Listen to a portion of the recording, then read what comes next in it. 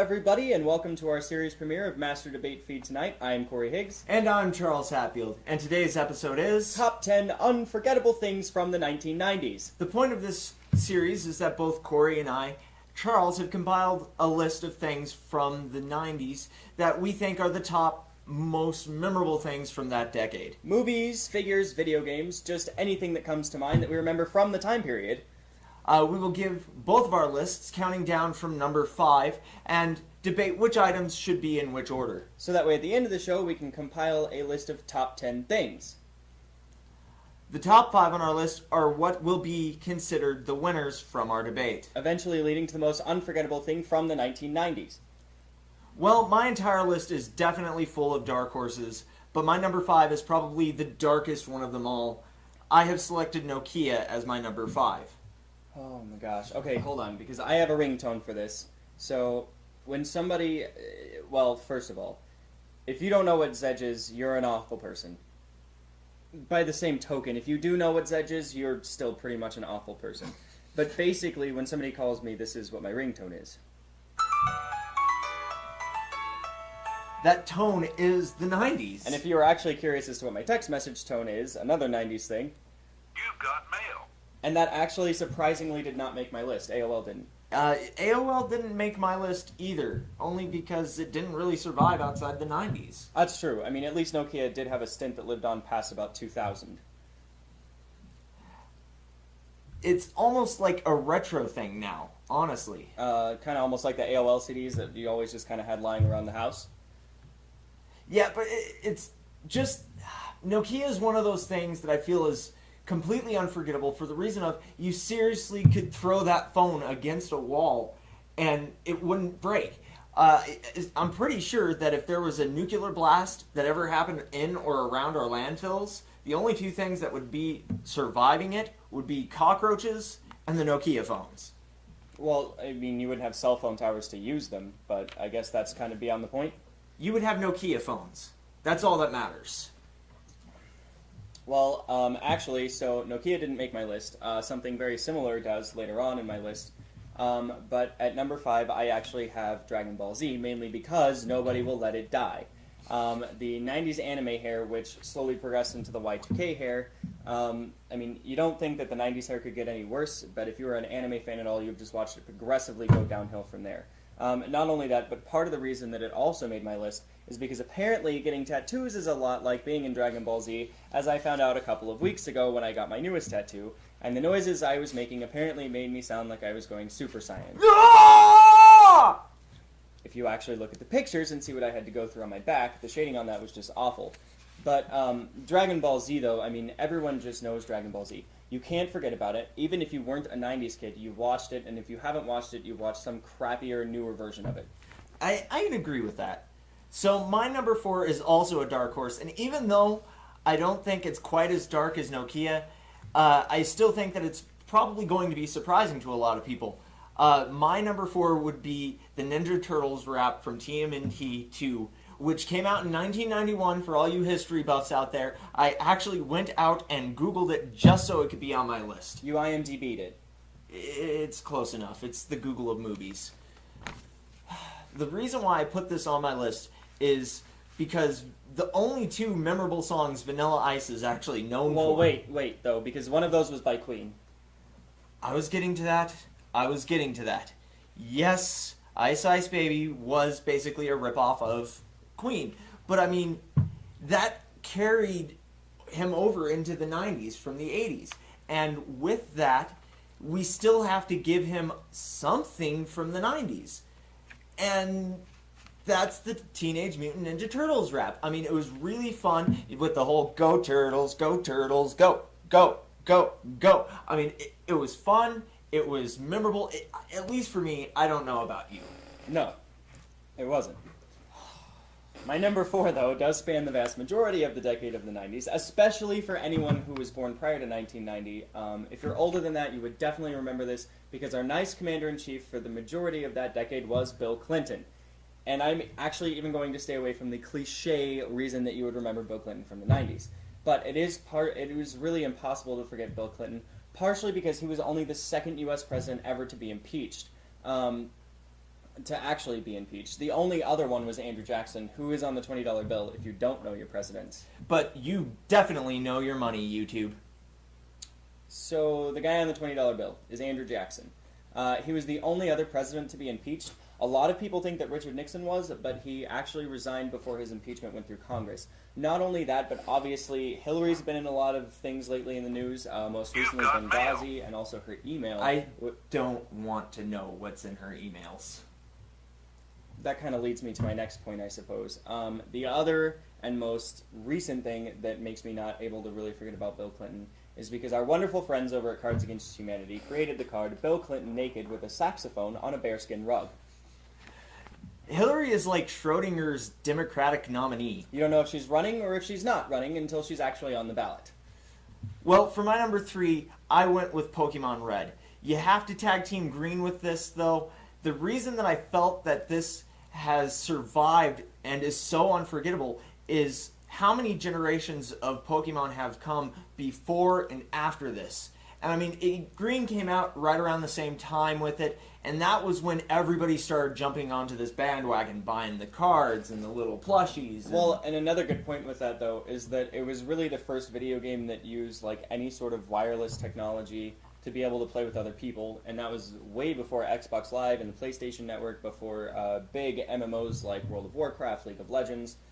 It was really just a milestone of innovative technology for video games in general. And something else that comes with that whole battle cord thing that they had was, if you remember, the little printer that you could get with it, where you could print off pictures of Pokemon, or if you had the camera, you could even take and print pictures of yourself, which was pretty cool. But, I mean, the Game Boy Color wasn't, it was big, but it wasn't as big as the Advance SP, and it wasn't as big as Pokemon has become in general, and that's why it got my number 3 spot.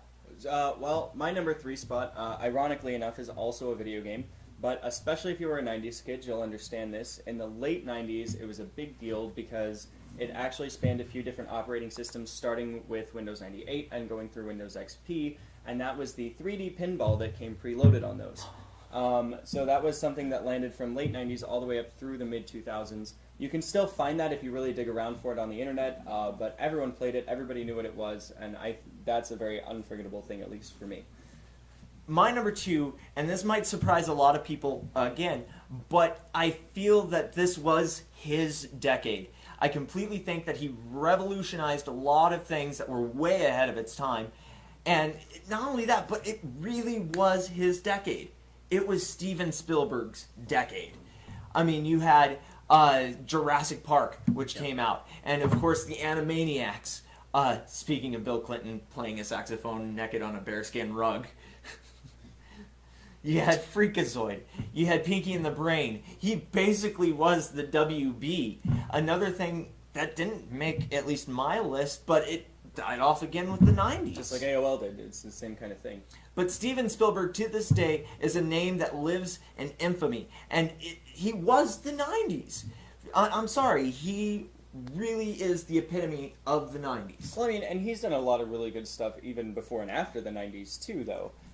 Of course, it's Steven Spielberg. But, yeah, the 90s, I think, were definitely his thing. I can agree with that. He transformed movies and TVs, for sure, in ways that are still very effective in today's technology. Kind of makes me want to change my number 2 to James Cameron. But my number 2 is very nicely coined the Brick. Also known as any sort of wireless phone, whether it was a cell phone or a wireless home phone. It was this giant, gray, awful, clunky thing that had like a 2-foot antenna on it, because that was how much you needed to be able to reach the receiver in the other room. Non-90s kids will never understand the sound of putting a wireless phone back onto the receiver. And yeah, and it is really kind of a hard thing to explain to people who don't get it. But the Brick was definitely one of the most memorable things of the 90s, especially if you had one you completely understand and you can't forget it. My grandma actually, at her house, her 2 wireless house phones are still Bricks, so I'm still frequently in contact with those. That's fantastic. That's just fantastic. Well, my number 1, Corey has kind of already hit on this with his list, so I'm just going to kind of pass right through it. But my number 1 was Bill Clinton and the whole Monica Lewinsky scandal. The only thing that I really don't think that we've added to this whole thing is that since I'm a comedian, this has produced an endless number of jokes. And it just will keep going. That's part of the reason why it steamrolls the way that it has. You will never get rid of the Bill and Monica jokes, and it'll just keep coming back to life. I think that is a part of the reason why it's on my list, is it just keeps going. But then again, you also kind of stole some of my thunder on my number one. I tried, though, because I tried to keep away from the cliche thing. I kept with, actual, history stuff, big things. It was a big thing, definitely at the time, but I tried to steer clear of it. My number one, though, I think trumps all Unforgettable Things from the 1990s, because this was absolutely the thing that, to this day, still haunts my nightmares. And I am so glad that things work so much faster than they used to. But my number one for the 1990s is by far, and without a doubt, the dial-up noise. That awful monster that was dial-up, and you just cannot forget the dial-up noise. People who actually endured through this, people, our age, they literally can make the noises with their throat that imitate the dial-up noise, and it's awful. And if you've never had to deal with this, if you were fortunate enough to be born after this, and so you actually have just had high-speed, nice DSL internet all your life, here is what we had to deal with all the time.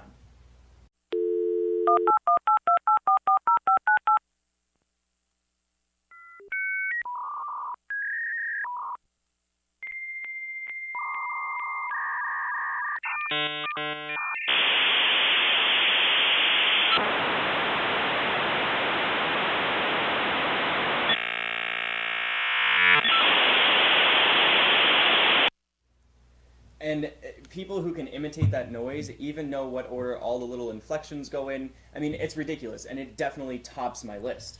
The best way that I could describe that sound for somebody that hasn't heard it is if you've accidentally ever called a fax number before. That's exactly what it's like.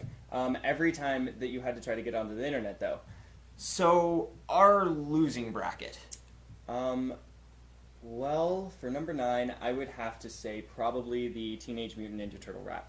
I can agree with that. So let's just throw that out.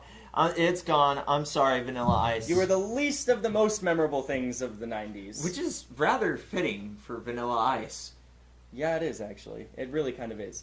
And I would be willing to put Dragon Ball Z at number 8. Actually, I would have kept that one in and thrown out 3D Pinball. Well, I don't know, though, because I didn't actually ever even watch Dragon Ball Z, at least not in its entirety, but I do remember it fondly. Fondly. Not fondlingly. Fondly. No, fondly. I remember it well. I really hate this show. It's just impossible to forget about. I have to agree with that, because it's the only reason why I even remember it is because of Team 4-Star. I'm sorry, Dragon Ball Z and Goku, but you can all you want. You just aren't surviving the 90s. Okay, so number 7. This is where it gets tough. Yeah. I would be willing to put my 3D Pinball here, though. It was memorable, but in comparison to what's left on our list, and in comparison to the other video game, it wasn't that memorable. Yeah, I would have to say it would be number 7, and that would be the 3D Pinball going from Windows 98 through Windows XP. Okay, so number 6. And I'm going to go ahead and throw out my dark horse now, because honestly, I think the Brick is a little bit more memorable in general than Nokia. Well, yeah, and I think, and we've kind of talked about this a little bit throughout the show, but I think a lot of Nokia's fame actually came after about 2000 or 2001. It was still a 90s thing because that was pretty much the only cell phone brand for one, but because of that, it had such a head start in the market that virtually no one could compete at the beginning of the 2000s.